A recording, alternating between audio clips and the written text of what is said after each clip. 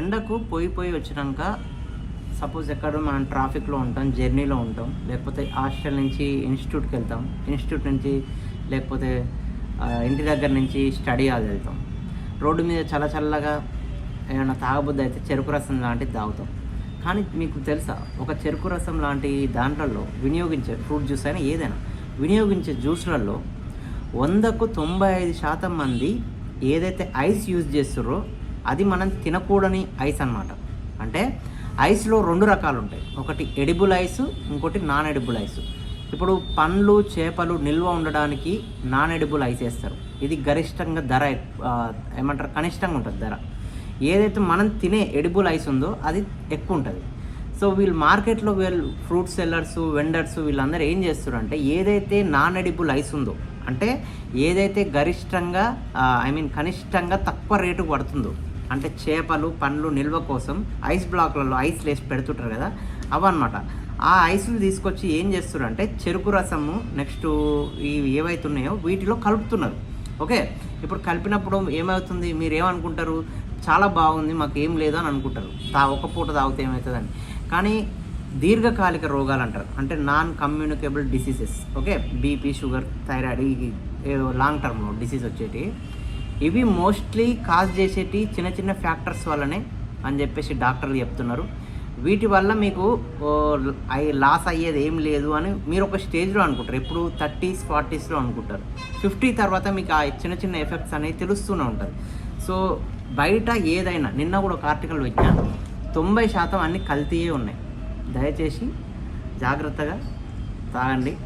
Without ice direct sugar తాగవచ్చు, ఓకేనా. ఈ non edible ice అనేది చాలా తీవ్రంగా బయట విస్తరించిందంట. చాలా కనిష్టంగా దొరుకుతున్నందుకు మార్కెట్లో చాలా వెండర్స్ వీటినే యూజ్ చేస్తున్నారంట. సో ఆ ఐసు ఇన్ని రకాలు ఉంటాయని కూడా ఎవరికి తెలియదు. ఈరోజు ఆర్టికల్ పడ్డది, ఒక ఆర్టికల్ దాని మీద స్పెషల్గా పడ్డది. ఈకోలి లాంటి బ్యాక్టీరియాలు ఎక్కువై పేగులలో ఇన్ఫెక్షన్లు అవుతున్నాయంట. సో దానికి సంబంధించి పేషెంట్లు ఎక్కువ అవుతున్నారని చెప్పేసి గ్యాస్ట్రోఎంటరాలజిస్ట్ ఒక చిన్న క్లిప్ ఇచ్చిండు. సో ఆ బయట కూడా చూపిస్తా, దయచేసి చూడండి.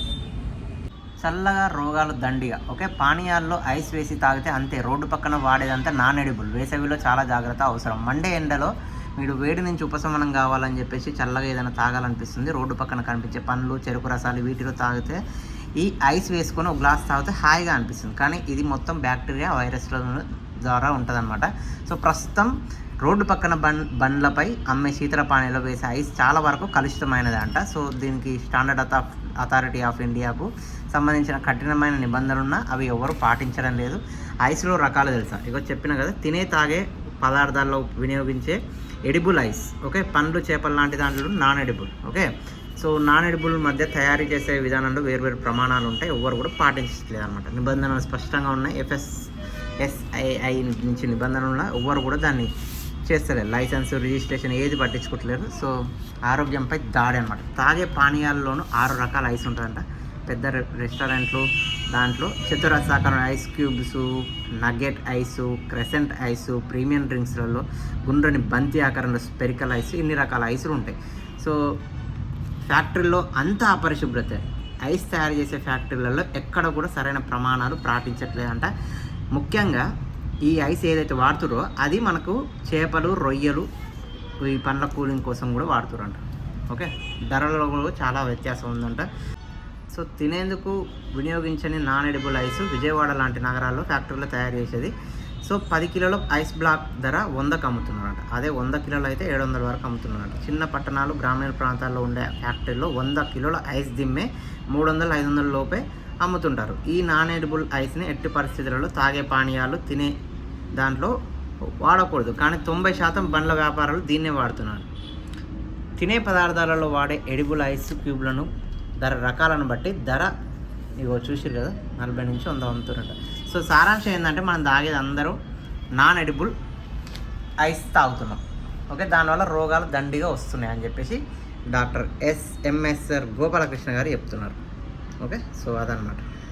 నిమోనియా లాంటి ఈకోలి, టైఫాయిడ్, కలరా ఇవన్నీ కూడా వస్తాయంటే దయచేసి జాగ్రత్తగా చూసుకోండి.